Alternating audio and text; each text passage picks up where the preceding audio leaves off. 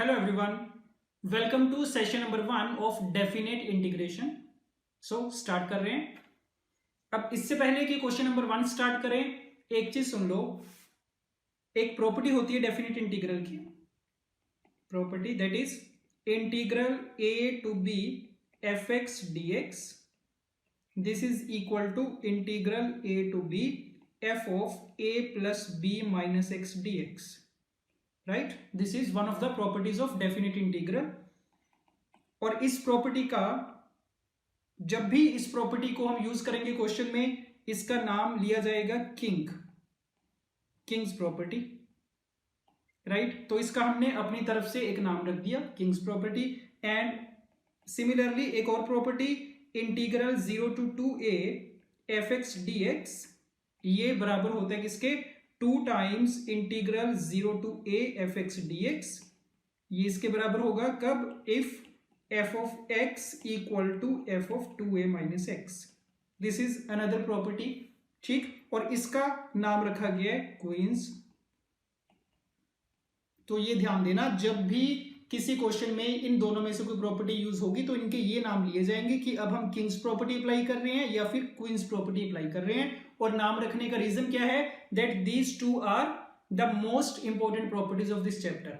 ठीक है, तो मोस्ट ऑफ द क्वेश्चंस में ये वाली प्रॉपर्टी आपको यूज करने के लिए मिल जाएगी, किंग्स प्रॉपर्टी या फिर क्वींस प्रॉपर्टी। तो बस इनके नाम याद रखना, प्रॉपर्टीज याद रखना। तो अभी क्वेश्चन स्टार्ट कर रहे हैं। Right, so coming to question number 1। ये क्वेश्चन नंबर 1 है आपके सामने। ठीक है, वीडियो पॉज करो, टाइप आइडेंटिफाई करो और क्वेश्चन सोल्व करना स्टार्ट करो। Okay, let's start. Integral minus pi to pi this function, देख के पता चल रहा है कौन सी फॉर्म है, माइनस ए टू ए वाला इंटीग्रल है। तो इस केस में चेक करते होते हैं कि अंदर वाला फंक्शन इवन बनेगा या फिर ऑड बनेगा। तो देखना इसको, सबसे पहले तो दो इंटीग्रल में ब्रेक हो जाएगा। ये पहला माइनस पाई से पाई 2x upon 1 plus cos square x, और दूसरा 2x sine x upon 1 plus cos square x. Right, ऐसे ब्रेक करके लिख लिया इसको हमने। अब इसमें देख के पता चल रहा है ये जो पहला फंक्शन है ना 2x upon 1 plus cos square x, this is odd function. तो इसका इंटीग्रल तो कितना आ जाता होता है, माइनस ए टू ए के बीच में, दिस इज इक्वल टू 0। तो इसकी वैल्यू तो डायरेक्टली 0 हो गई। और ये जो दूसरा फंक्शन दिख रहा है ये इवन फंक्शन है, और इवन फंक्शन के केस में क्या होता है, 2 टाइम्स होके लिमिट्स चेंज हो जाती है 0 से a के बीच में। ठीक है, तो इवन फंक्शन वाली प्रॉपर्टी लगा रहे हैं इस पे। तो 2 से मल्टीप्लाई होगा, 2 इंटू 2 कितना 4 हो जाएगा, और लिमिट्स हो जाएंगी 0 से पाई x times sine x upon 1 plus cos square x dx। ठीक है, इसमें रिड्यूस हो गया, इसको हम i का नाम दे देते हैं, this is equal to i। अब इसको सिंप्लीफाई करना है तो क्या कर रहे हैं, किंग्स प्रॉपर्टी अप्लाई कर रहे हैं। तो मतलब x को रिप्लेस किया जाएगा किससे, पाई माइनस x से। ठीक, so i is equal to 4 times 0 to pi, this would be pi minus x into sine pi minus x, कितना साइन x ही आ जाएगा, और नीचे भी कितना आ जाएगा 1 प्लस कोस स्क्वायर एक्स आएगा dx। और ये याद रखो, जब भी किंग्स प्रॉपर्टी लगाई जाती है उसके बाद दोनों इंटीग्रल्स को हमेशा ऐड किया जाता है। तो इन दोनों को ऐड करो, कितना मिलेगा, 2i equal to 4 times 0 to pi. तो होगा क्या, x साइन x वाला इंटीग्रल और नीचे से माइनस x साइन x वाला इंटीग्रल कैंसिल आउट हो जाएंगे, और बचेगा कितना, pi times sine x upon 1 plus cos square x dx। ये इंटीग्रल सोल्व करना बचा। ठीक है, और इस इंटीग्रल को सोल्व कर सकते हैं आराम से। इसमें क्या करना, कोस एक्स को t मान लेंगे, तो साइन एक्स dx कितना बन जाएगा, ये माइनस dt, और लिमिट्स भी चेंज हो जाएंगी। तो देख लो इसको, सो i इज इक्वल टू 2 पाई, ये बाहर रख लिया हमने। लिमिट्स देखना, जब x की वैल्यू 0 थी, कोस 0 कितना 1, जब x की वैल्यू पाई, कोस पाई कितना -1, साइन एक्स dx कितना माइनस dt अपॉन में कितना 1 प्लस टी स्क्वायर। ठीक है, अब चाहो तो ऐसे कर लो, ये जो माइनस का साइन है इसको हम यूज कर लेंगे लिमिट्स को इंटरचेंज करने में। So this is 2 pi integral -1 to 1 dt upon 1 plus t square. ये i की वैल्यू आ गई, और 1 अपॉन 1 प्लस टी स्क्वायर का इंटीग्रल tan इनवर्स t होता है, पुट कर दो। सो 2 पाई tan इनवर्स t, इस पे लिमिट्स लगा दी जाएंगी, -1 से 1, लिमिट्स पुट कर दो। tan inverse 1 is pi by 4 minus tan inverse of -1 is minus pi by 4। So this comes out to be 2 pi into pi by 2 which is equal to pi square. So this is the value for the required, this is the value for the given integral pi square. So option A, right? Let's start.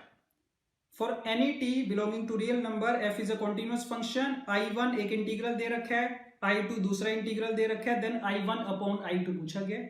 और देख सकते हैं I1 और I2 similar integrals हैं, बस फर्क क्या है, I1 में ये वाला फैक्टर एक एक्स्ट्रा है x का, ठीक है. और इस x को खत्म करने के लिए क्या करना पड़ेगा, किंग्स प्रॉपर्टी का यूज करना पड़ेगा. तो I1 वाले इंटीग्रल पे किंग्स प्रॉपर्टी लगा रहे हैं. दैट मींस x को रिप्लेस किया जाएगा किससे, a plus b minus x.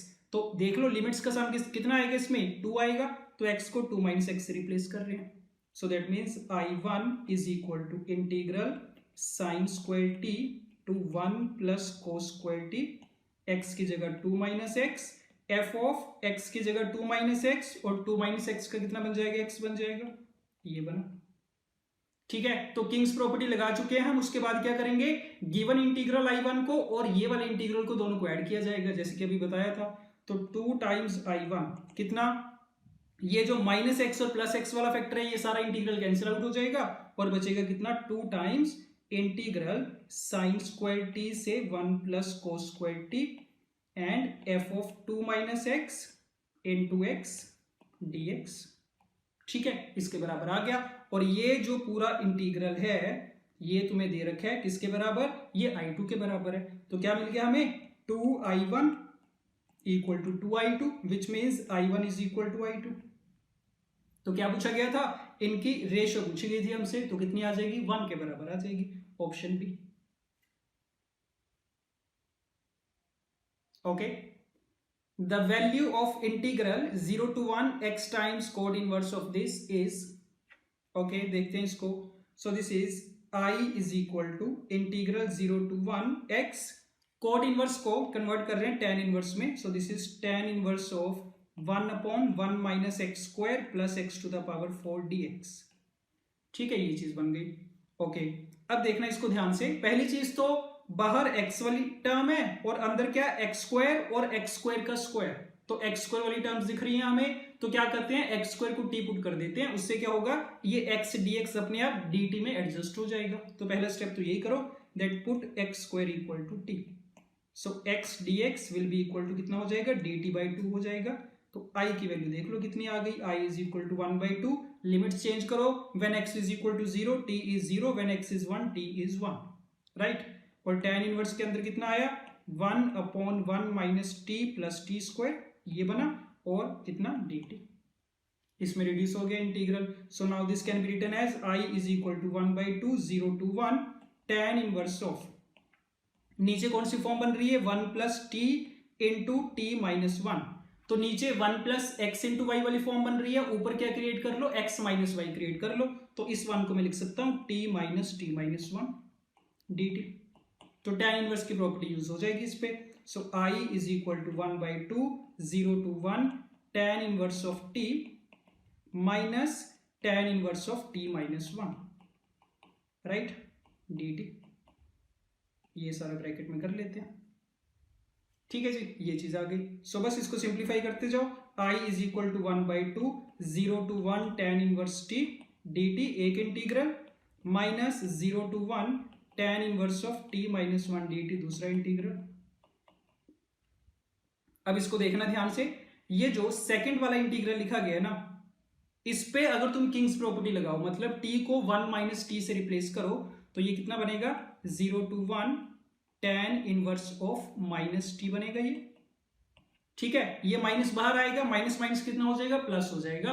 तो इसका मतलब जो हमारा I था ना, ये कितना बन जाएगा, I is equal to 1 by 2, और अंदर बनेगा 0 to 1 tan inverse t plus 0 to 1 tan inverse t. तो 2 times integral 0 to 1 tan inverse t dt.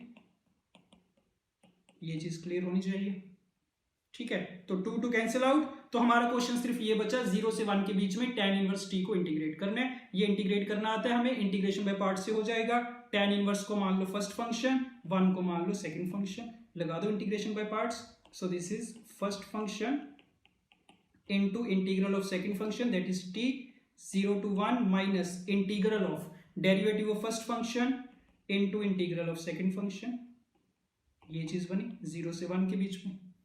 अब ये वाला इंटीग्रल कैसे सोल्व होगा, t upon 1 plus t square, ऊपर लीनियर नीचे क्वाड्रेटिक, ऊपर क्वाड्रेटिक वाले का डेरिवेटिव बना लो जो कि कितना होगा 2t होगा, तो 2 से मल्टीप्लाई 2 से डिवाइड कर रहे हैं, सो this is equal to limits put कर रहे हैं इसमें tan इनवर्स 1 पाई बाई 4 ये आ जाएगी सारी वैल्यू, और माइनस में 1/2 ये बनेगा ln में बन जाएगा ln 1 plus t square with limits 0 to 1, right. एक स्टेप और बचा, लिमिट्स पुट करनी है इसमें, so pi by 4 minus 1/2 times this is ln 2, इसके बराबर रिजल्ट आ गया pi by 4 minus 1/2 ln 2, check कर सकते हैं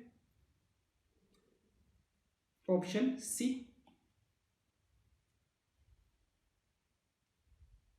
okay let's start.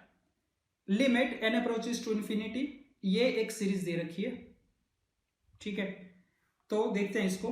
This is limit n approaches to infinity, बाहर n रखे इसको ऐसे ही रहने दो, ब्रैकेट के अंदर ये जो सारी चीज है सम दे रखा है एक सीरीज का, तो इसको क्या करते हैं सिग्मा की टर्म्स में एक्सप्रेस कर रहे हैं, सिग्मा और साथ में इसकी जनरल टर्म, और जनरल टर्म देख सकते हो कितनी बनेगी 1 अपॉन n प्लस r, तो जब n प्लस 1 है साथ में n प्लस 2 मल्टीप्लाई में है तो कितना बनेगा ये n प्लस 2r, ये चेक कर लो अपने आप, ये इसकी जनरल टर्म बनेगी सीरीज की, ठीक है। और r की वैल्यू कहां से स्टार्ट हो रही है, r इज इक्वल टू 1 से स्टार्ट हो रहा है, और ये जो 1/6n² लिखा गया है ये कैसे आया होगा 1/n plus n into n plus 2n, ये चीज लिखी गई है बेसिकली ये, ठीक है। तो इसका मतलब r की वैल्यू 1 से लेके n तक जा रही होगी, ऐसे एक्सप्रेस किया जा सकता है इसको, ठीक है। तो अब हो सकता है देख के आइडेंटिफाई होना शुरू हो गया हो कि जब भी ऐसा क्वेश्चन आता है इसको हम क्या करते हैं वो स्टैंडर्ड वाले फॉर्म में लेके आते हैं। कौन सी स्टैंडर्ड फॉर्म होती है, limit n approaches to infinity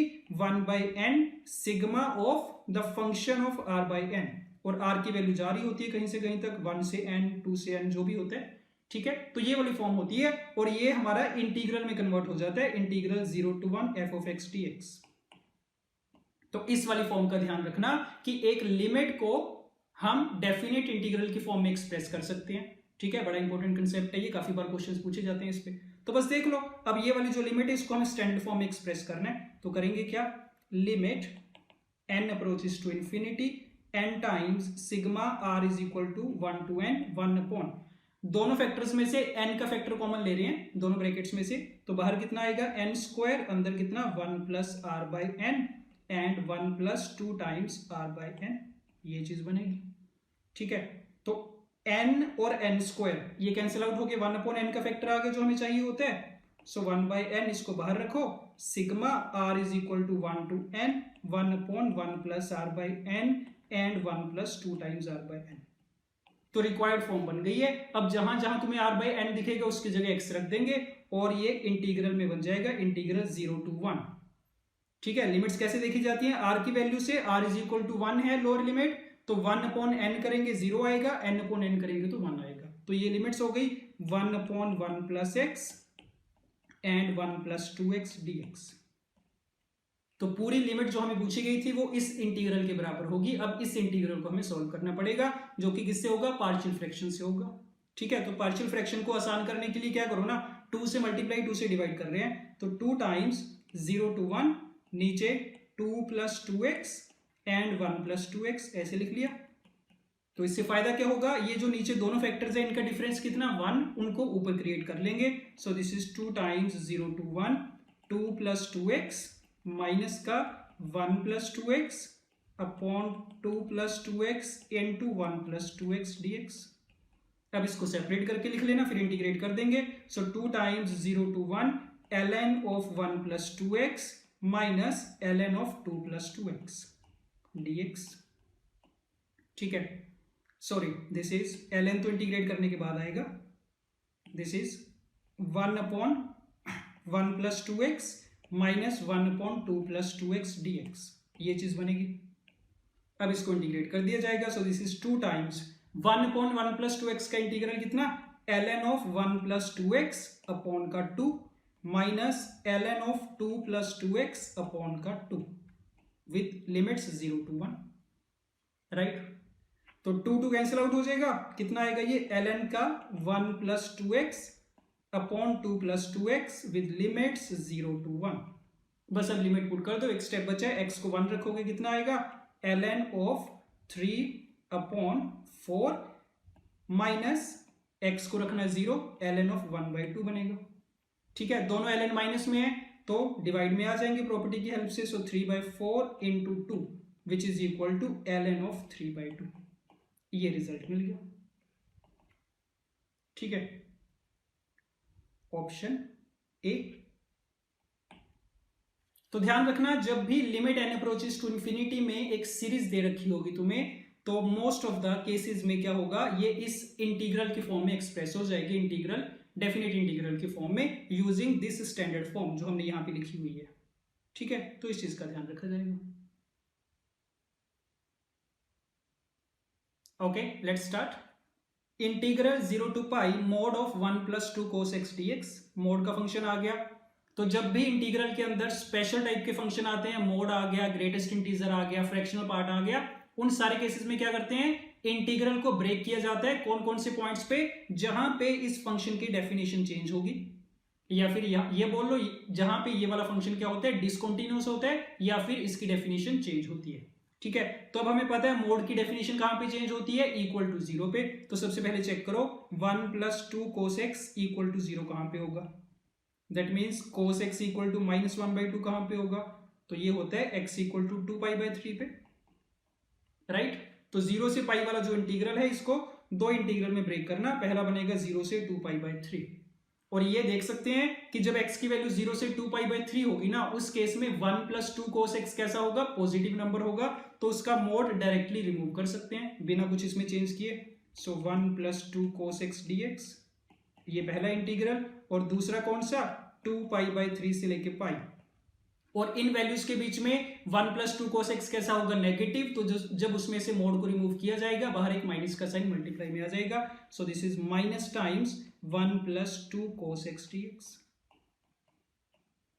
तो बस दो इंटीग्रल्स बन गए हमारे पास। अब इन दोनों को इंडिविजुअली सॉल्व किया जा सकता है, आसान है वो तो बस देख लो, 1 की इंटीग्रेशन x, 2 cos x की इंटीग्रेशन कितनी, 2 sin x, इस पे लिमिट्स 0 से 2π/3, माइनस का इंटीग्रेशन तो वही आएगी x + 2 sin x, और लिमिट्स 2π/3 से पाई, लिमिट्स पुट करनी है, x इज 2π/3, तो 2π/3 + 2 टाइम्स sin 2π/3 कितना, √3/2, 0 पुट करेंगे 0 ही आएगा, पाई रखो, pi + 2 sin pi, 2 sin pi 0, minus this is 2π/3 + 2 times √3/2, right. तो कितना मिल गया, -2π/3, तो 2π/3 2 टाइम्स आ रहा है, ये जो √3 का फैक्टर है, √3 का फैक्टर भी 2 टाइम्स आ जाएगा, ठीक, +√3 and +√3, so this would B +2√3, और साथ में -π लिखा हुआ है, ये चीज है। So this is 4π/3 - π + 2√3 which is equal to π/3 + 2√3, ये चेक करना। ठीक है, कैलकुलेशन की गई है बस, और कुछ भी नहीं है। So option D is correct. Let's start. Let a and b be two distinct positive real numbers, then the value of this integral is equal to, okay, देखते हैं, I इक्वल टू, सबसे पहले इसको दो इंटीग्रल में break करके लिख लो, integral a to b f of x upon a upon x dx and minus integral a to b f of b upon x dx। ये दो इंटीग्रल दे रखे हैं, तो देख के पता चल रहा है कि दोनों को ना हमें सेपरेटली सोल्व करना पड़ेगा, सिंप्लीफाई करना पड़ेगा दोनों को अलग से। तो इनका नाम रख देते हैं, पहले वाले इंटीग्रल का नाम I1 और दूसरे का नाम सपोज I2। तो I1 को सोल्व करते हैं सबसे पहले, I1 कितना, integral a to b f of x upon a upon x dx। अब इसको सिंप्लीफाई करने के लिए क्या करो ना, f के अंदर जो आर्ग्यूमेंट गिवन है x अपॉन a, इसको t पुट कर देते हैं, सब्स्टिट्यूशन कर रहे हैं। So put x upon a equal to t which implies dx कितना हो जाएगा, a टाइम्स dt हो जाएगा, साथ में लिमिट चेंज करना मत भूलना। तो when x is equal to a t is 1, when x is equal to b t is b upon a। f के अंदर कितना t, नीचे x था जो, x की वैल्यू कितनी a t, और dx की वैल्यू कितनी a dt। तो ए कैंसिल आउट, कितना आ गया ये 1 से b upon A F of T upon T D T. इतना सिंप्लीफाई हो गया, इससे ज्यादा तो सिंप्लीफाई नहीं हो सकता, ठीक है, इतने रखो इसको। अब I2 को सिंप्लीफाई कर लो, a से b f of b upon x, so I2 is a to b f of b upon x d x. तो अगेन इसमें भी f के अंदर जो भी आर्ग्यूमेंट है उसको t मान लो, b अपॉन एक्स, चाहो तो नया वेरिएबल मान सकते हो, ठीक है, t मान रहे हैं, b upon x is t, so which implies minus b upon x square d x equal to d t. तो देख लो, तो dx कितना लिखा जाएगा, minus 1 upon b into x square, x की वैल्यू कितनी b square upon t square d t, so this is minus b upon t square d t. सो सब्सटीट्यूशन कर रहे हैं, लिमिट चेंज करके I2 is equal to be upon ए से लेके 1 तक लिमिट्स आएंगी, f के अंदर आएगा t अपॉन x की वैल्यू कितनी b upon t and dx की वैल्यू कितनी minus b upon t square d t. ये बात ठीक है, तो b भी कैंसिल आउट, एक t का फैक्टर कैंसिल आउट, जो माइनस साइन मिल रहा है वो यूटिलाइज हो जाएगा किसमें, लिमिट्स को इंटरचेंज करने में। तो कितना आ गया ये इंटीग्रल ऑफ 1 से b upon A F of T upon T D T. देख सकते हो इतना सिंप्लीफाई हो गया। तो अगर तुम ध्यान से देखो तो ये जो I2 आया है और I1 जो पहले हमारे पास आया था, ये दोनों एग्जैक्टली सेम आ रहे हैं। तो I1 is equal to I2 आ रहा है, और हमसे जो इंटीग्रल I की वैल्यू पूछी गई थी वो कितना था, I1 माइनस I2 था, तो I1 माइनस I2 के बराबर था, तो इसका रिजल्ट कितना आ जाएगा, 0 के बराबर आ जाएगा simply, right. So option D 0। Okay, if gx is equal to this integral then g of x plus pi equals, ठीक है, देखना सबसे पहले अगर gx पता है, इसकी हेल्प से g of x plus pi तो लिखा जा सकता है, जहां जहां x दिखे उसकी जगह x plus pi रिप्लेस कर दो, तो ये बनेगा 0 से x plus pi cos to the power 4t dt। अब अगर तुम ऑप्शंस देखो तो हमें क्या करना है, g of x plus pi को एक्सप्रेस करना है gx और g pi की टर्म्स में, या फिर gx की टर्म्स में एक्सप्रेस करना है। तो ये जो 0 से x प्लस पाई वाला इंटीग्रल है, दो में ब्रेक कर लो, पहला 0 से x और दूसरा बनेगा x से x plus pi cos to the power 4t dt, right. तो देख सकते हो जो पहला इंटीग्रल है ये तो सिंपली क्या बन गया, gx ही बन गया ये तो। अब दूसरे वाले को देखना पड़ेगा, इसका क्या करें, x से लेके x प्लस पाई। तो देखना इसको ध्यान से, कोस टू द पावर 4t जो है ना, ये पीरियोडिक फंक्शन होगा विद पीरियड पाई, ठीक है, और प्रॉपर्टी होती है पीरियोडिक के लिए, यहां पे लिख रहा हूं, a से लेके a plus n t f x d x, ये बराबर होता है किसके, इंटीग्रल 0 से n times t f x d x, इसके बराबर होता है। तो ये वाली सिचुएशन बन रही है, अंदर पीरियोडिक फंक्शन है विद पीरियड पाई, इस x को अगर तुम a का नाम दे दो ना, तो a से a plus n into t, n की वैल्यू 1 है, t की वैल्यू कितनी पाई, तो ये सारा किसके बराबर होगा, इंटीग्रल 0 से n t which is pi into cos to the power 4t dt। ठीक बात है ये। अब ये 0 से पाई कोस 4t dt, इसका नाम क्या हो जाएगा, इसका नाम हो जाएगा g ऑफ पाई, देख सकते हो। तो इसका मतलब ये सारा इंटीग्रल किसके बराबर आ गया, gx plus g of pi के बराबर आ गया, right. So option A. Okay, let's start. Limit x approaches to 0, इस सारे फंक्शन की लिमिट दे रखी है 1 के बराबर, then the value of a is. अब ऐसे क्वेश्चन भी अगर तुमने पहले कर रखे होंगे तो देख के ही इनको पता चल जाता है कि ऐसे क्वेश्चन कैसे होते हैं, लिबनिज रूल से होते हैं, ठीक है। पहले एल हॉस्पिटल लगाया जाएगा और एल हॉस्पिटल में जब उसकी डिफरेंशिएशन करेंगे तो लिबनिज रूल का यूज होगा। तो देखना क्या कर रहे हैं, this is limit x approaches to 0, जो इंटीग्रल है किसके रिस्पेक्ट में लिया गया है, dt, t के रिस्पेक्ट में, तो जो तो t वाला फंक्शन है उसी को इंटीग्रल के अंदर रखने का मतलब है, बाकी जो x वाला फंक्शन है उसको इंटीग्रल के बाहर ले आओ, ठीक है। तो इसको तुम लिखोगे इंटीग्रल 0 से x t square upon square root of a plus t dt, और बाकी x का जो फंक्शन बचा वो डिनोमिनेटर में लिख लो, x माइनस साइन x। ये लिमिट दे रखी है तुम्हें 1 के बराबर। अब लिमिट की अगर तुम फॉर्म चेक करो, जब x को 0 रखोगे तो ऊपर वाला इंटीग्रल क्या बन जाएगा, 0 बन जाएगा, और नीचे भी वैल्यू कितनी बन रही है, 0, तो एल हॉस्पिटल रूल का यूज कर रहे हैं। तो एल हॉस्पिटल रूल से क्या होगा, लिमिट x अप्रोचेस टू 0। ऊपर वाले फंक्शन को डिफरेंशिएट करना है तो लिबनिज रूल से होगा, तो जहां जहां t दिखे उसकी जगह x रखा जाएगा। So this is x square upon square root of a plus x. Multiply में क्या होता है, डेरिवेटिव ऑफ x, वो तो 1 ही आ जाएगा। ठीक है, तो ये डेरिवेटिव आ गया न्यूमरेटर का, अपॉन में x माइनस साइन एक्स का डेरिवेटिव कितना, 1 माइनस कोस एक्स। ये सारी लिमिट 1 के बराबर चल रही है। अब फिर से देख लो, ये लिमिट हमें वैल्यूएट करनी है, तो 1 minus cos x upon x square को तो जानते होते हैं हम, चाहो तो एक स्टेप लिख लो, limit x approaches to 0 1 upon square root a plus x. एक तो ये चीज है, और साथ में क्या चल रहा है, 1 upon 1 minus cos x upon x square, ऐसे लिखा गया। ठीक है, और 1 minus cos x upon x square की limit when x approaches to 0 ये 1 अपॉन 2 के बराबर होती है, तो इसकी वैल्यू 1 अपॉन 2 रख देना, और ये जो square root of a plus x है इसमें x को 0 पुट कर देंगे, तो ये कितना आ जाएगा, 2 अपॉन स्क्वायर रूट a के बराबर आ जाएगी ना लिमिट की वैल्यू। ठीक है, इसको इक्वेट कर देना 1 के साथ, तो क्या मिला, स्क्वायर रूट ऑफ a की वैल्यू आ गई 2 के बराबर, which implies a is equal to 4। Right, so option A. Let's start. fx एक फंक्शन दे रखा है, और देख के पता चल रहा है कि जिस फॉर्म में फंक्शन दे रखा है, जनरली ऐसी फॉर्म को हमें सिंप्लीफाई करने के लिए क्या करना पड़ता है, इसको डिफरेंशिएट करना पड़ता है with the help of Leibniz rule. ठीक है, देख के पहचान आ रही है फॉर्म की। ओके, hx एक दूसरा फंक्शन f की टर्म्स में, where gx is defined for all x, g dash x exist for all x।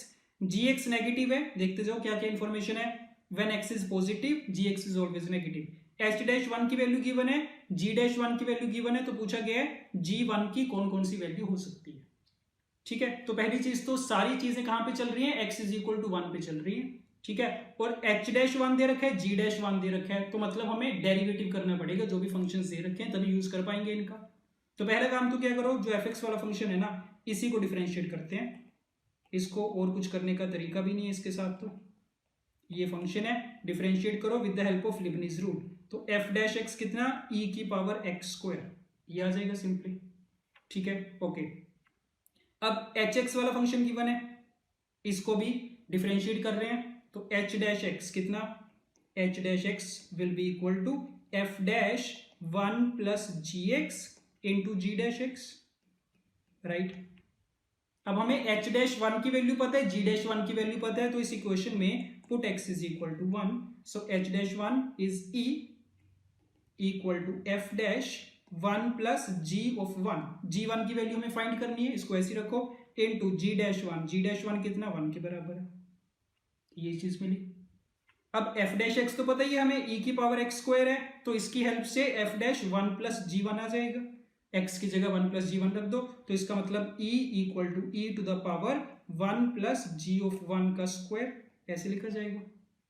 तो अब दोनों साइड पे e की पावर्स को इक्वेट किया जा सकता है, which implies 1 plus g of 1 whole square is equal to 1, which means that 1 plus जी1 की दो वैल्यूज हो सकती हैं, या तो 1 होगी या फिर क्या हो सकता है, -1 के बराबर।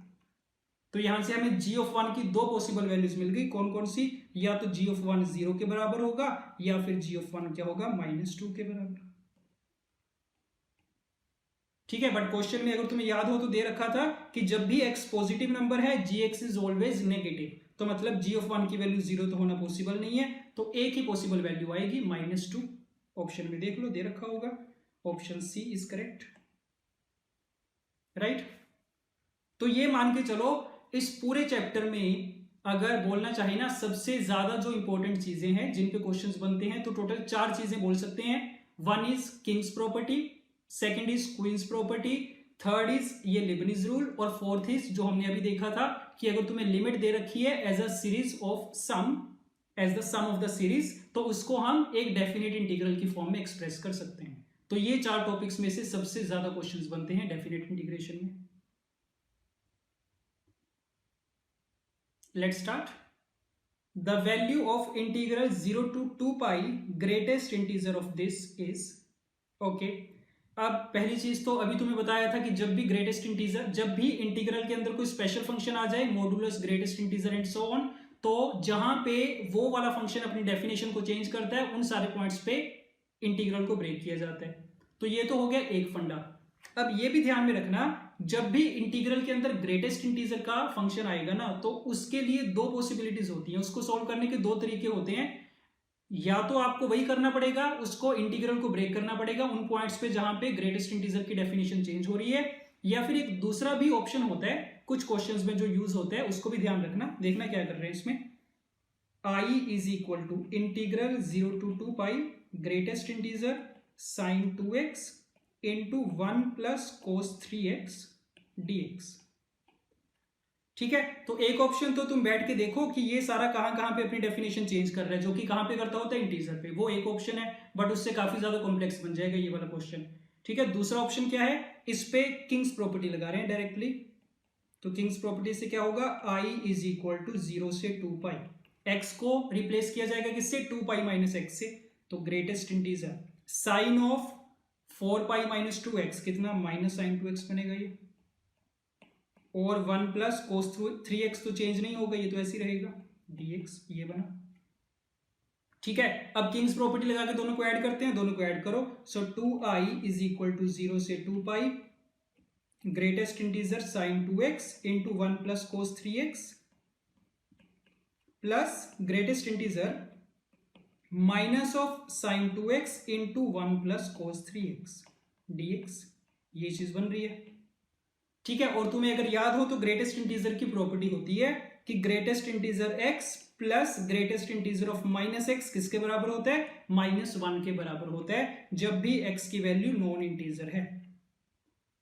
ठीक है, तो अब इसमें देख सकते हो greatest integer of x plus greatest integer of minus x वाली फॉर्म ही तो बन रही है। तो इस सारे को सिंपली क्या कर देंगे, इक्वल टू -1 लिख दिया जाएगा, बात खत्म है। तो इसका मतलब क्या, 2i इज इक्वल टू 0 से 2 पाई -1 dx। बस इसमें रिड्यूस हो गया, ये कर लो इसको। So 2i is equal to minus of 2 pi, 2 cancel out, that means i result कितना आ गया, -पाई के बराबर आ गया। राइट, चेक कर सकते हैं option B.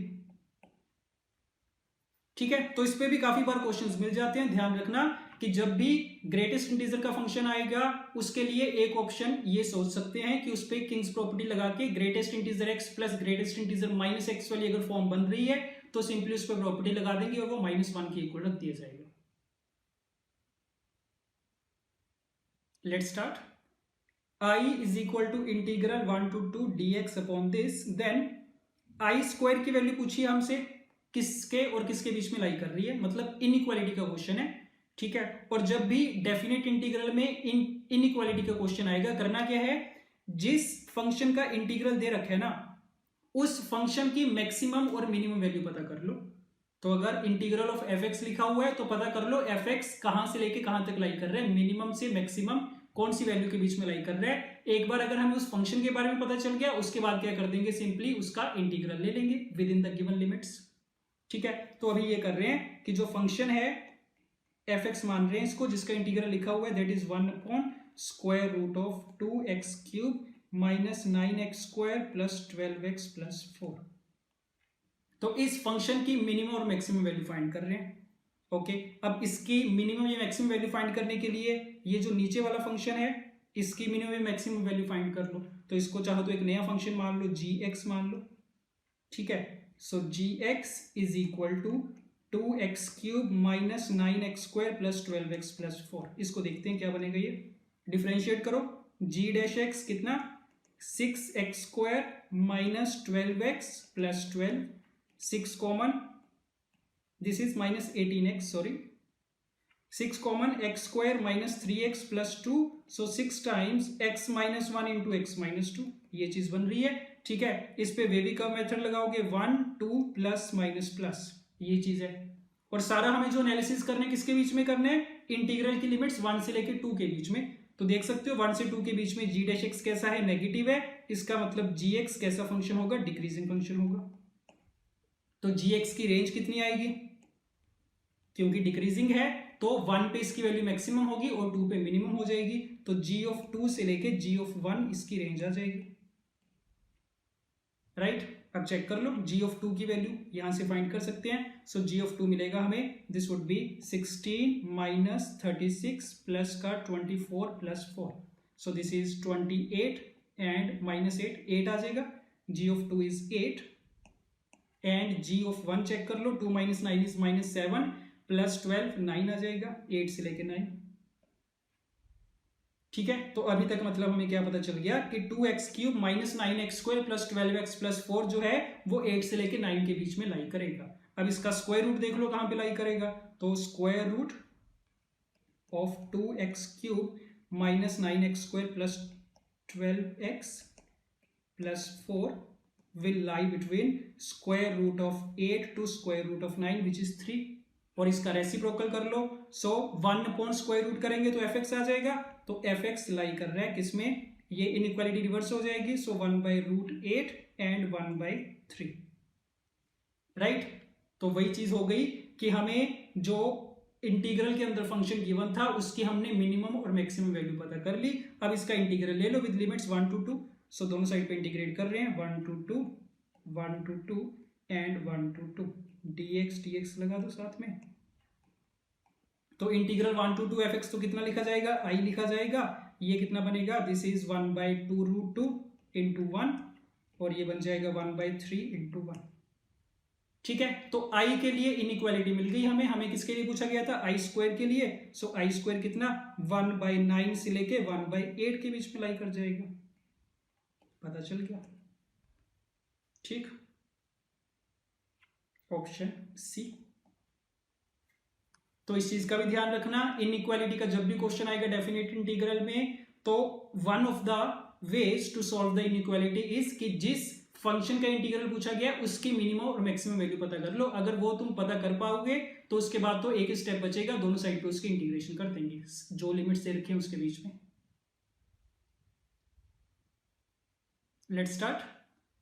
Integral 0 to π/3 ln of 1 plus √3 tan x dx, इसकी वैल्यू पूछी गई है। सबसे पहले तो इसको नाम दे दो i का, और इस पे किंग्स प्रॉपर्टी यूज कर रहे हैं, सबसे ज्यादा यूज होने वाली property, i equal to 0 to π/3 ln of 1 plus √3 tan of π/3 minus x, ये लिखा जाएगा। इसको सिंप्लीफाई करो थोड़ा, so i is equal to 0 to π/3 ln of 1 plus √3 tan a minus b का फॉर्मूला लगा रहे हैं, सो this would B tan a minus tan b upon 1 plus tan a tan b, right. और सिंप्लीफाई हो जाएगा अभी, सो 0 से π/3 ln ऑफ एलसीएम लो, तो एलसीएम लेके न्यूमरेटर में क्या होगा, √3 tan x और minus √3 tan x cancel out हो जाएगा, और ऐड होके कितना 4 बचेगा, और नीचे कितना है 1 प्लस √3 tan x है dx, अब ये भी i के बराबर है। ठीक है, तो ये वाला i और जो गिवन i था इन दोनों को ऐड करेंगे। ठीक है, किंग्स प्रॉपर्टी लगाने के बाद ऐड करते हैं, तो दोनों को ऐड करो, so 2i is equal to 0 to π/3, तो क्योंकि दोनों ln के फॉर्म में है, दो ln को ऐड करेंगे तो ln की प्रॉपर्टी लग जाएगी, तो ये कितना बन जाएगा ln of 1 plus √3 tan x पहले वाले से into 4 upon 1 plus √3 tan x, ये बन जाएगा ln के अंदर dx, राइट। तो ये पूरा फैक्टर कैंसिल आउट हो रहा है directly, so that means 2i is equal to ln 4 बचा constant number, so ln 4 into 1 की integration is x, limits put करोगे कितना π/3 आ जाएगा। ठीक है, और ln 4 कितना लिखा जाएगा, 2 टाइम्स ln 2 लिखा जाएगा, 2 कैंसिल आउट हो जाएगा दोनों साइड से, तो i की वैल्यू कितनी मिलनी चाहिए, π/3 टाइम्स ln 2 मिल जानी चाहिए, राइट। देख लेते हैं, सो ऑप्शन ए।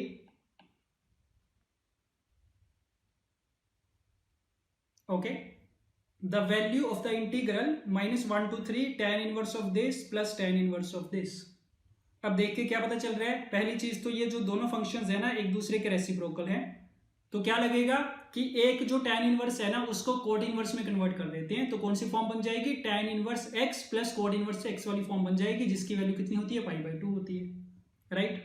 अब बस इस चीज का ध्यान रखा करो कि जब भी tan इनवर्स 1/x को कोट इनवर्स x लिखा जाता है तो उसके लिए प्रॉपर्टी में दो केसेस होते हैं, x पॉजिटिव के लिए अलग होता है, x नेगेटिव के लिए अलग होता है, तो इसलिए वो प्रॉपर्टी लगाने से पहले चेक करना पड़ेगा अंदर वाले क्वांटिटी पॉजिटिव है या नेगेटिव है, तो क्या पता चलेगा ना कि ये जो x² प्लस 1/x है ये पॉजिटिव तो तब होगा अगर x पॉजिटिव है, और नेगेटिव तब होगा अगर x नेगेटिव है, तो एक्स पे डिपेंड कर रहे हैं, एक्स पॉजिटिव है या नेगेटिव, और लिमिट्स हमारी -1 से 3 हैं, तो मतलब हमें क्या करना पड़ेगा, इसको दो इंटीग्रल में ब्रेक करना पड़ेगा। एक इंटीग्रल जब एक्स की वैल्यूज नेगेटिव है, दूसरा इंटीग्रल जब एक्स की वैल्यूज पॉजिटिव है। तो लिखो इसको ब्रेक करके, सो होगा क्या, -1 से 0 पहला integral tan inverse of x upon x square plus 1, right. और ये जो tan इनवर्स है इसको हम कोट इनवर्स में एक्सप्रेस कर रहे हैं, बट क्योंकि अंदर वाली क्वांटिटी नेगेटिव है तो tan इनवर्स ऑफ 1/x कितना लिखा जाएगा, -पाई प्लस कोट इनवर्स x, ये प्रॉपर्टी हो जाती है उस केस में। सो -पाई plus cot inverse of x upon x square plus 1, ऐसे बनेगा ये -1 से 0 के बीच में, राइट। और बाकी लिमिट्स कौन सी, 0 से 3, दूसरा इंटीग्रल, उस केस में कितना, tan inverse of x upon x square plus 1, उस केस में डायरेक्टली कोट इनवर्स बन जाएगा, कोई चेंज नहीं करने की जरूरत है, तो x upon x square plus 1 dx। ये दो इंटीग्रल्स बन गए, इनको सोल्व कर लो। तो tan inverse plus cot inverse π/2, पहले इंटीग्रल में π/2 माइनस पाई कितना, -π/2, सो -π/2 आ गया।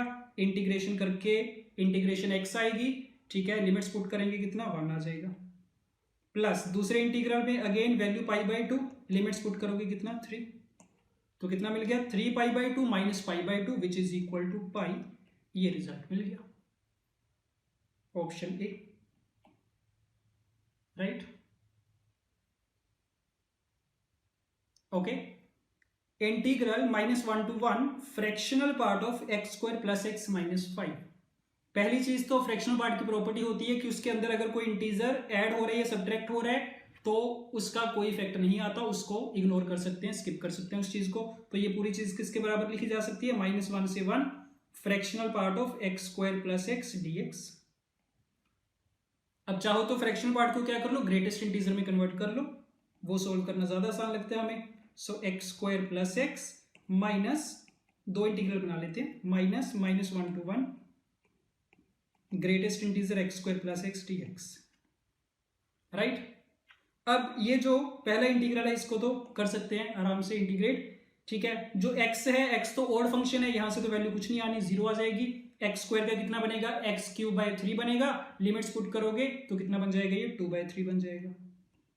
तो पहले इंटीग्रल की वैल्यू 2/3 माइनस ये जो पूरा इंटीग्रल है इसका नाम I1 रख रहे हैं अभी के लिए, इसको सोल्व करना पड़ेगा सेपरेटली, तो देखना आप ध्यान से। So I1 is equal to -1 to 1 greatest integer x square plus x dx।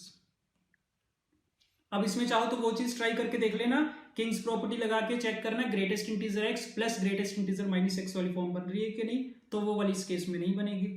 सो करना क्या पड़ेगा, चेक करना पड़ेगा ग्रेटेस्ट इंटीजर के अंदर वाली जो क्वांटिटी है ये कहां पे इंटीजर बन रही है, क्योंकि वहीं पे इसकी डेफिनेशन क्या होगी, चेंज होगी, ठीक है। तो तुम्हें देखना है एक्स स्क्वायर प्लस एक्स कब कब इंटीजर बनेगा, उन सारे पॉइंट्स पे इंटीग्रल को ब्रेक करके लिखना पड़ेगा हमें।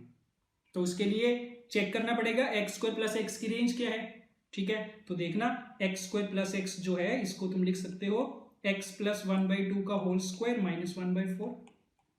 इसकी मिनिमम और मैक्सिमम वैल्यू पता की जा सकती है, तो मिनिमम के लिए एक्स प्लस 1/2 होल स्क्वायर 0 हो जाएगा, ठीक है। तो ये 0 होगा तो -1/4 आएगा, और मैक्सिमम के लिए x को कितना पुट किया जाएगा, 1 पुट किया जाएगा, तो 1 + 1/2 इज 3/2, 9/4 - 1/4 2, ये इसकी रेंज है।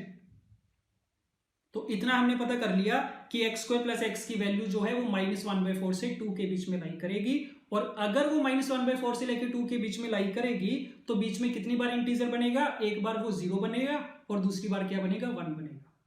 तो उन दोनों पॉइंट्स पे जब ये 0 बन रहा होगा और जब ये 1 बन रहा होगा, उन दोनों पॉइंट्स पे इस इंटीग्रल की वैल्यू क्या होगी, इस फंक्शन की वैल्यू क्या होगी, चेंज होगी।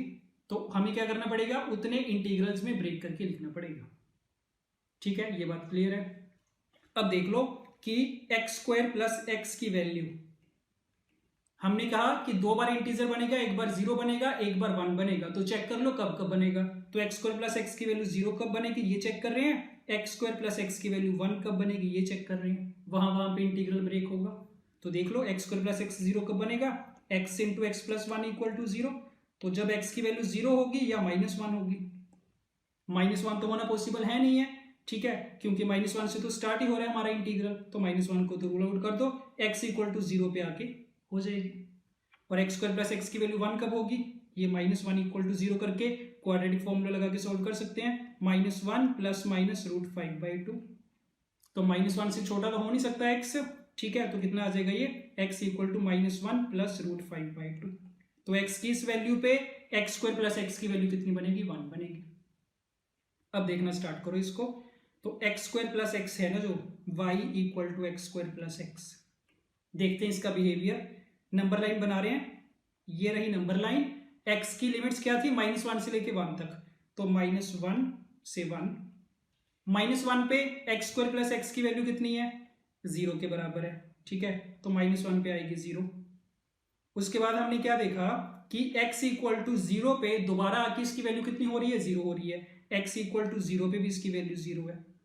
और मिनिमम कहां पे मिल रही थी, x इक्वल टू -1/2 पे मिनिमम मिल रही थी, -1/4। तो इसका मतलब -1 से 0 के बीच में x² प्लस x की वैल्यू क्या होगी, हमेशा नेगेटिव होगी। और मिनिमम वैल्यू कितनी, -1/4। ये बात ठीक है। उसके बाद क्या होगा, 0 से लेके 1 तक इसकी वैल्यू हमेशा क्या रहेगी, पॉजिटिव रहेगी।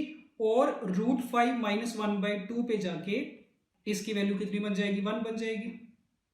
तो उसके बाद इसकी वैल्यू 1 बन रही है, ठीक है। और √5 - 1/2 से लेके 1 तक जब तुम जाओगे तो 1 पे इसकी वैल्यू कितनी है, 2 के बराबर। तो उसके बाद 2, तो ऐसा कुछ मान लेते हैं कि उसके बाद होगी 2।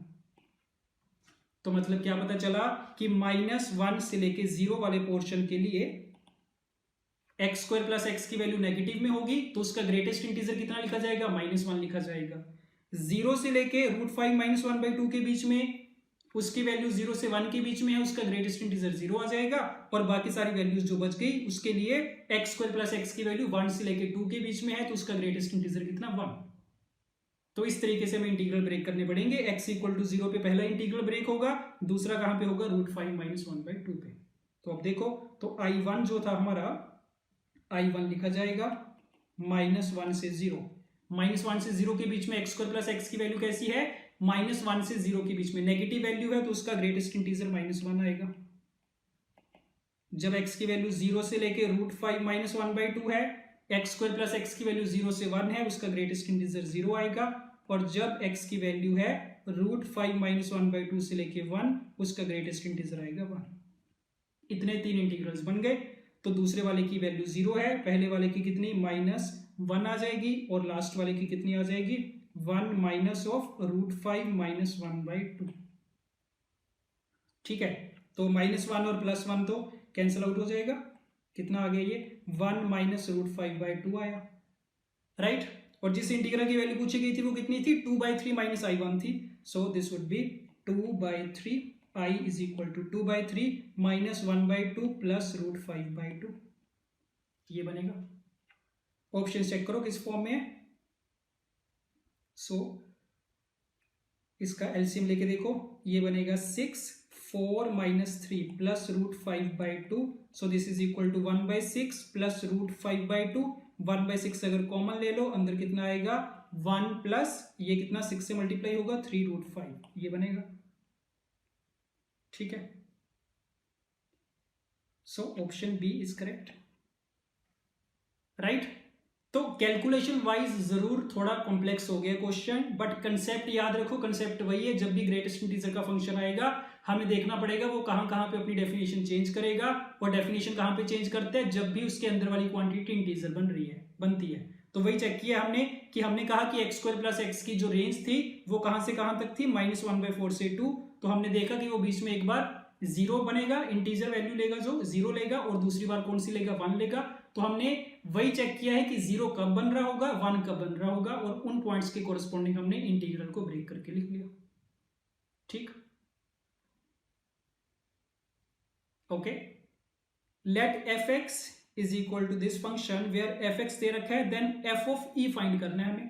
तो अगर f ऑफ x दे रखा है, f ऑफ e के लिए रिप्लेस x बाई e, तो ये लिखा जाएगा f of e plus f of 1/e, right. और fx वाला फंक्शन भी है, तो f ऑफ e कितना, 1 से लेके e log of t upon 1 plus t dt, and plus f of 1/e कितना, 1 से लेके 1/e log of t upon 1 plus t dt। ये दो इंटीग्रल्स का सम हमें फाइंड आउट करना है, इसकी वैल्यू कितनी आएगी। तो दोनों को अगर नाम दे दो, पहले वाले का नाम I1 रख लो, दूसरे वाले का नाम I2। अब I1 को हम नहीं छेड़ रहे बिल्कुल भी, ठीक है, और कोशिश कर रहे हैं कि जो I2 है ना, इसको भी I1 की टर्म्स में एक्सप्रेस करें, और उसकी टर्म्स में एक्सप्रेस करने के लिए दोनों की लिमिट्स हमें सेम बनानी पड़ेंगी। तो पहले वाले की लिमिट 1 से e है, दूसरे की 1 से 1/e, इसको भी 1 से e में कन्वर्ट करने की ट्राई करते हैं। उसके लिए तुम क्या कर सकते हो, t की सब्स्टिट्यूशन कर लेते हैं, इसको 1/z पुट कर लेते हैं, ठीक है। तो देखो अब इसकी लिमिट्स चेंज हो जाएंगी, तो I2 कितना बन जाएगा, lower limit is 1, upper limit is e, log of t कितना, log ऑफ 1/z, नीचे कितना 1 + 1/z, और dt कितना -1/z² dz। ये बात ठीक है। तो कितना आ गया ये, इंटीग्रल 1 से लेके e, माइनस को बाहर रख लेते हैं, log ऑफ 1/z कितना, -log z अपॉन 1 + 1/z, ये कितना बनेगा, z + 1/z बनेगा, और इनटू में कितना था ये, z² है dz। तो कितना बन गया ये, दिस इज प्लस का log z upon z times z + 1 dz with limits 1 से e, ठीक है, इतना बना। तो I2 की वैल्यू आ गई। अब f of e is I1 + I2 था, अब क्योंकि दोनों की लिमिट सेम हो गई है, दोनों को सिंपली ऐड किया जा सकता है। तो 1 से लेके e, पहले वाला कितना था, log t अपॉन 1 + t, इसको भी log z अपॉन 1 + z लिख सकते हैं, कोई फर्क नहीं पड़ेगा, प्लस इसमें दूसरे वाला ऐड कर लो, log z upon z times z + 1 dz। ये बात ठीक है, सिंप्लीफाई कर लो इसको। सो 1 से e, log z upon 1 + z common आ जाएगा, अंदर कितना 1 + 1/z dz। So this would be equal to 1 to e, 1 + z वाला फैक्टर कैंसिल आउट हो जाएगा एलसीएम लेके, कितना बचेगा, log z अपॉन z बचेगा dz। तो log z एक फंक्शन है, साथ में 1/z उसका डेरिवेटिव प्रेजेंट है, तो इसका मतलब इसकी इंटीग्रेशन कितनी, log ऑफ z का होल स्क्वायर बाई 2 के बराबर आ जाएगी। इसमें लिमिट्स डाल देंगे 1 से लेके e, तो जब z को e रखेंगे, log e कितना 1, तो 1/2 आ जाएगा, 1 रखेंगे तो 0 आ जाएगा। So that means f of e is equal to 1/2, ठीक है, option A. Okay, let's start. Limit n approaches to infinity this expression. अब इसमें क्या पता चल रहा है, पहली चीज तो जो ब्रैकेट के अंदर वाला पूरा एक्सप्रेशन है, ये कुछ फैक्टर्स का प्रोडक्ट दे रखा है। जैसे ऊपर तो कितने फैक्टर्स हैं, 1 2 3 up to 2n number of factors हैं, और नीचे n की पावर भी कितनी है, 2n है। तो इसको ना ऐसे एक्सप्रेस कर सकते हैं, limit n approaches to infinity, सबको हर एक फैक्टर के नीचे एक एक n रखते जाओ, तो क्या मिलेगा ना, ये n + 1/n into n + 2/n, n + 3/n and up to n + 2n/n, right, इस सारे की पावर 1/n। तो अब सिचुएशन क्या है, सारे फैक्टर्स मल्टीप्लाई में आ गए हैं, और इस सारे की कुछ ना कुछ पावर भी लिखी गई है, ठीक है। तो इसको सिंप्लीफाई करने के लिए हमारे पास क्या ऑप्शन है, इस सारे को y की इक्वल मान रहे हैं और दोनों साइड पे log ले रहे हैं। log लेने से क्या होगा, पावर आगे शिफ्ट हो जाएगी, और जितने फैक्टर्स मल्टीप्लाई में सारे प्लस में कन्वर्ट हो जाएंगे। तो देखना, taking log both sides, so log y equal to limit n approaches to infinity, power आगे आ गई 1/n, और जितने ये मल्टीप्लाई में थे सबके साथ log आ जाएगा और सारे प्लस में आ जाएंगे। तो ये बन जाएगा तुम्हारा, सिग्मा के फॉर्म में लिख रहे हैं, sigma log of n + r/n, where r varies from 1 से 2n। चेक करो इसको अपने आप, ठीक है, जितने भी मल्टीप्लाई में थे सबको प्लस में लिखा गया log लेके, और वो जो log लेके प्लस में लिखा जाएगा उस सीरीज की जनरल टर्म क्या बनेगी, n + r/n log के साथ। तो इसको हमने सिग्मा में एक्सप्रेस कर लिया।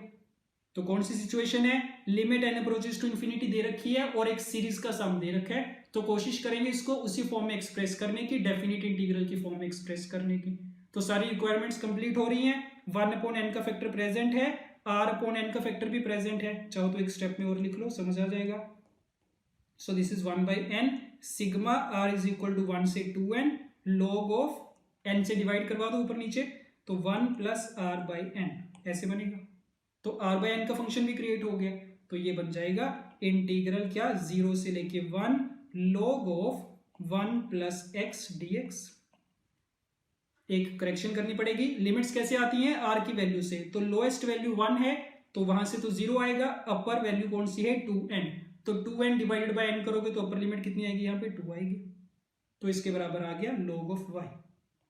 अब ये इंटीग्रल सोल्व किया जा सकता है, log x की इंटीग्रेशन तो आती है, वही सेम तरीके से log ऑफ 1 प्लस एक्स की आ जाएगी, तो ये बन जाएगा 1 plus x into log of 1 plus x minus 1 plus x. ठीक है, याद रखा करो ये log x की integration is x log x minus x, तो इसमें हमने क्या कर दिया, x की जगह सिंपली 1 प्लस एक्स रख दिया। अब इसमें लिमिट्स पुट करना बाकी है और कुछ नहीं है, x को 2 रखोगे कितना आएगा 3 log 3 माइनस का 3 माइनस 0 रखेंगे तो कितना 0 माइनस 1, ये चीज बनेगी। सो दिस इज 3 log 3 माइनस का 2 log y। हमें क्या चाहिए था, y की वैल्यू चाहिए, तो थोड़ा और सिंप्लीफाई कर लो, ये कितना बन जाएगा log ऑफ 27 बनेगा, माइनस 2 को लिखा जा सकता है log ऑफ e स्क्वायर, क्योंकि जो हमारा log चल रहा था बेस e के साथ चल रहा था।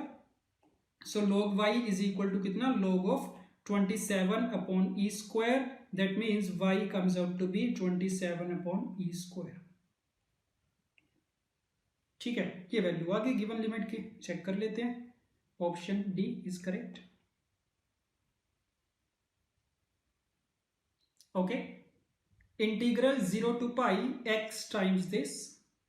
ठीक है, देखने से पता चल रहा है, सबसे पहले क्या करेंगे, इसको i नाम देके ना इस पे किंग्स प्रॉपर्टी लगा रहे हैं। So i will be equal to 0 to pi minus x, अंदर वाला फंक्शन सेम रहेगा, नहीं चेंज आएगा उसमें, sine square sine x plus cos square cos x. ठीक है, अब दोनों को ऐड कर दिया जाएगा तो 2i।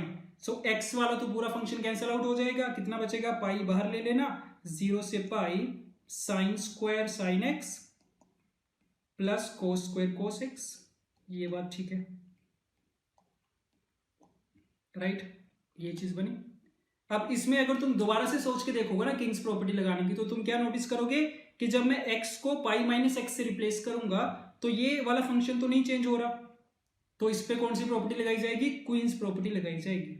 जब भी ऐसी सिचुएशन हो कि 0 से a की लिमिट है या फिर 0 से 2a और 2a माइनस एक्स से रिप्लेस करने पे फंक्शन पे कोई इफेक्ट ना आए तो क्वींस प्रॉपर्टी लगती है। क्वींस प्रॉपर्टी में क्या होता है, 2 का फैक्टर मल्टीप्लाई में आ जाएगा और लिमिट अपर लिमिट क्या हो जाएगी, हाफ हो जाएगी। सो दिस इज 0 से पाई by 2 sign square sine x plus cos square cos x dx। ठीक है, तो एक 2 का फैक्टर कैंसिल आउट हो गया। अब फिर से सोच के देखो, अगर हम किंग्स प्रॉपर्टी लगाएं तो x को किससे रिप्लेस किया जाएगा, पाई बाई 2 माइनस एक्स से, तो लगाओ, किंग्स प्रॉपर्टी लगा रहे हैं फिर से। So that means i is equal to pi times 0 से पाई बाई 2, कितना बनेगा, ये साइन स्क्वायर का कोस एक्स बनेगा और कोस स्क्वायर का साइन एक्स बनेगा dx। अब किंग्स प्रॉपर्टी लगाइए तो दोनों को ऐड किया जाएगा। So 2i is equal to pi common, अंदर कितना 0 से पाई बाई 2, तो देख सकते हो sign square sine x plus cos square sine x, sine square theta plus cos square theta 1, और दूसरा भी sine square cos x plus cos square cos x कितना 1 आ जाएगा, ये चीज आ गई। ठीक है, तो हो गया simplify. So 2i is equal to pi times 2 times pi by 2। So 2 cancel out, i की वैल्यू कितनी मिल गई, पाई स्क्वायर बाई 2 के इक्वल मिल गई, राइट, ऑप्शन डी।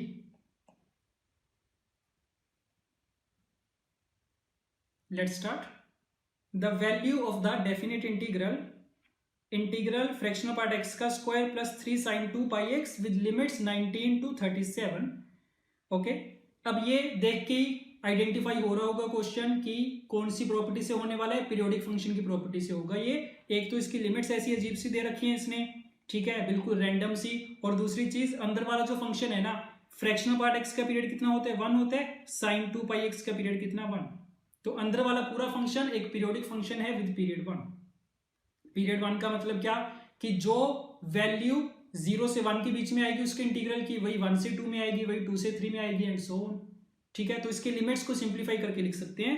अभी 19 से 37 की लिमिट है, ठीक है, तो इसके बीच में 1 वाले कितने इंटरवल्स कवर हो जाएंगे, 18 कवर हो जाएंगे। तो हम क्या करें, 19 से स्टार्ट करने की बजाय इसको अगर हम 0 से स्टार्ट कर लें, 0 से 18, तो सेम ही बात है, वो तो पहले 18 इंटरवल चूज कर लो, चाहे 19 के बाद वाले कर लो, सेम ही आएगा वो। तो इसी इंटीग्रल को हम स्टेप नंबर 1 में ऐसे लिख रहे हैं, इंटीग्रल 0 से 18 फ्रैक्शनल पार्ट एक्स का square plus 3 times sine 2 pi x dx, right. अब फर्दर क्या बोल देंगे, 0 से 18 में जो 0 से 1 में होगा वही 1 से 2 में, वही 2 से 3 में, तो इसका मतलब क्या करो 18 टाइम्स करके 0 to 1 किया जा सकता है, 0 से nt वाली प्रॉपर्टी पीरियोडिक फंक्शन की। सो दिस इज 18 टाइम्स इंटीग्रल 0 से 1 फ्रैक्शनल पार्ट x का square plus 3 times sine 2 pi x dx। बस अब आसान हो गया काम। अब हमें ये पता होता है कि जब भी x की वैल्यू 0 से 1 होती है ना, उस केस में fractional part x is simply equal to x, क्योंकि ग्रेटेस्ट इंटीजर x उसमें 0 हो जाता है। तो क्या करो, जहां फ्रैक्शनल पार्ट x दिखेगा उसको x से रिप्लेस कर दो। So i is equal to 18 times 0 to 1 x square plus 3 sine 2 pi x. तो सिंपली ये इंटीग्रल सोल्व करना है, ये कर सकते हैं आराम से। कितना बनेगा ये 18 times x cube by 3 plus 3 times sine 2 pi x का integral minus cos 2 pi x upon 2 pi with limit 0 to 1। ठीक, लिमिट्स पुट कर रहे हैं। सो 18 टाइम्स x को 1 रखेंगे, 1 बाई 3 आएगा, कोस 2 पाई कितना होता है 1 होता है, सो माइनस 3 अपॉन 2 पाई ये बनेगा। ठीक है, माइनस x को 0 रखना, सो 0 माइनस 3 अपॉन 2 पाई, तो minus 3 upon 2 pi plus 3 upon 2 pi cancel out, 18 into 1 by 3 कितना 6 के बराबर आ गए। Option B is correct, right. Let's start. Integral 0 to infinity dx upon x plus square root of x square plus 1 to the power 3। Okay, अब इसमें कौन सा factor है ना, 1 प्लस एक्स स्क्वायर का फैक्टर है, तो x को tan थीटा पुट किया जा सकता है, ट्रिग्नोमेट्रिक सब्स्टिट्यूशन। सो x को पुट कर रहे हैं tan theta, which means theta is equal to tan inverse x। ठीक है, सो dx लिखा जाएगा कितना, secant square theta D theta. तो करो सब्स्टिट्यूशन, जब x की वैल्यू 0 तो tan इनवर्स 0 कितना 0, जब x की value infinity tan inverse infinity कितना पाई बाई 2, तो लिमिट्स बन जाएंगी 0 से पाई बाई 2। सब्स्टिट्यूशन कर रहे हैं, dx की जगह लिखा जाएगा secant square theta D theta, और अपॉन में कितना x that is tan theta, plus में square root of secant square theta कितना बन जाएगा, सीकेंड थीटा बन जाएगा, और इसकी पावर कितनी लिखी गई है 3 लिखी गई है, ये चीज बन रही है। ठीक है, इसको साइन कोस में कन्वर्ट कर रहे हैं, आई मान रहे हैं। So I is equal to 0 to pi by 2, 1 upon cos square theta ऊपर है, और नीचे sine upon cos plus 1 upon cos that is 1 plus sine theta का whole cube upon cos cube theta D theta. किसके बराबर आ गया ये, integral of cos theta upon 1 plus sine theta whole cube D theta 0 to pi by 2, right. अब इसमें कर सकते हैं आराम से, 1 प्लस साइन थीटा को मान लेना, कुछ t मान लेना, तो ऊपर सारा dt बन रहा है। लिमिट्स क्या बनेंगी, 0 पे 1 आएगा, पाई बाई 2 पे 2 आएगा, ऊपर dt बनेगा, नीचे t क्यूब बनेगा। तो 1 अपॉन टी क्यूब की इंटीग्रेशन t की पावर -2 अपॉन -2, सो t की पावर -2 1 से 2 कितना बन गया ये, -1 बाई 2 1 बाई 4 माइनस का 1। ठीक है, so this is -1 by 2 into -3 by 4 which is equal to 3 by 8, right? Option A. Okay, last question. Integral 1 to e to the power a fx dx equal to a times e to the power a where a is positive, then fx पूछा गया किसके बराबर होगा। अब इसमें देखना, इसको ध्यान से, ये जो लेफ्ट हैंड साइड पे पूरा फंक्शन दे रखे हैं ना इंटीग्रल वाला, तो अगर तुम पहले इसको इंटीग्रेट करोगे बाद में इसकी लिमिट्स पुट करोगे, तो ये पूरा क्या आएगा ना, ये a का फंक्शन आएगा, this is a function of a। ठीक है, और राइट हैंड साइड पे भी क्या लिखा गया है, फंक्शन ऑफ a लिखा गया है। तो क्या करेंगे हम, दोनों साइड पे a के रिस्पेक्ट में डिफरेंशिएट करेंगे, क्योंकि कौन सी फॉर्म बन रही है लेफ्ट हैंड साइड पे, लिबनिज रूल वाली फॉर्म बन रही है। So step number 1 is differentiate both sides using the Leibniz rule. तो क्या आएगा, f ऑफ x की जगह e की पावर a रखा जाएगा, और साथ में e की पावर a का डेरिवेटिव जो कि कितना होगा, e की पावर a ही होगा। ये बनेगा लेफ्ट हैंड साइड का डेरिवेटिव, और राइट हैंड साइड पे देख लो प्रोडक्ट रूल लगेगा। So a into e to the power a plus e to the power a, ये चीज बनी डिफरेंशिएट करके। तो e की पावर a से डिवाइड करवा दो सारी इक्वेशन को। कितना मिल गया हमें 1 प्लस ए मिल गया। ठीक है, तो ये चीज मिली। पूछा क्या गया था हमसे, एफ एक्स पूछा गया था, तो ये जो पूरा e की पावर a है ना, इसको x रख दो, इसका मतलब a कितना होगा, ln x के बराबर होगा। ठीक, तो यहाँ पे पुट करोगे, कितना आ गया, f x equal to 1 plus ln x आ गया सिंपली। ये पूछा गया था तुमसे, फंक्शन बताओ क्या होगा। So F x is equal to 1 plus ln x, option C. ठीक, सो इसी के साथ सेशन नंबर 1 हमारा कंप्लीट होता है। ठीक है, और इसके बाद सेशन नंबर 2 होगा, उसमें अगेन कंप्लीट चैप्टर में से क्वेश्चंस दिए जाएंगे। Right, so okay, thank you.